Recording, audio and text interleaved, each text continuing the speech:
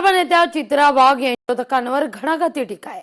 वंदे मातरम आमच्या रक्तात आहे, राजकारण तुमच्या सवयीत आहे असं चित्रा वाघ म्हणतात।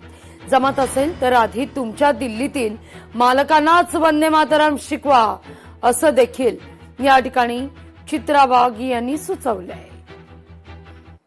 जनाब रडत राऊत, वंदे मातरम आमच्या रक्तात आहे, त्यावर राजकारण करणं ही तुमची सवय आहे। राष्ट्रभक्तीवर प्रश्न उपस्थित करण्यापूर्वी एकदा स्वतःचाच आरसा पहा आणि वंदे मातरमची परीक्षा घेण्याची एवढीच हौस असेल तर आधी तुमच्या दिल्लीतील मालकांनाच वंदे मातरमचा सन्मान करायला शिकवा। खासदार सुनील तटकरेंना मोठा दणका आहे। तटकरे यांचे भाचे काँग्रेसमध्ये प्रवेश करणार आहेत। अमोल महाडिक यांचा काँग्रेसमध्ये पक्षप्रवेश निश्चित आहे। हर्षवर्धन सपकाळ यांच्या उपस्थितीत हा पक्षप्रवेश होईल। थोड्याच वेळात टिळक भवन दादर या ठिकाणी हा पक्षप्रवेश सोहळा सुरू होणार आहे।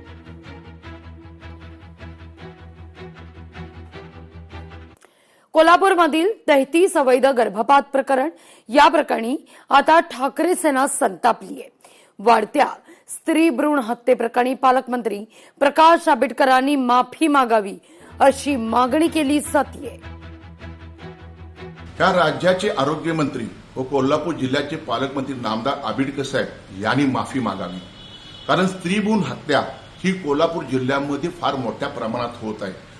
आपण ह्या जिल्ह्याचे पालकमंत्री आहात, आरोग्यमंत्री आहात, हे तुमचं आणि तुमच्या खात्याचं फार मोठं अपयश आहे। त्याला आपण म्हणतो बिग फेल्युअर, म्हणून तुम्ही माफी मागितली पाहिजे।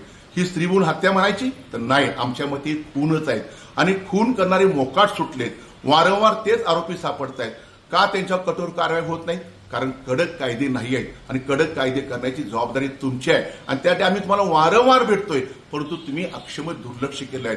त्याला जबाबदार तुम्ही आणि तुमचं खातं आहे। सातारा जिल्हा बँकेच्या निवडणुकीमध्ये जावळी या ठिकाणी राडा झाला।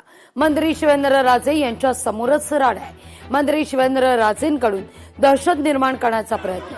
शिवसेनेचे संपर्क प्रमुख अंकुश कदम यांनी हा आरोप केला।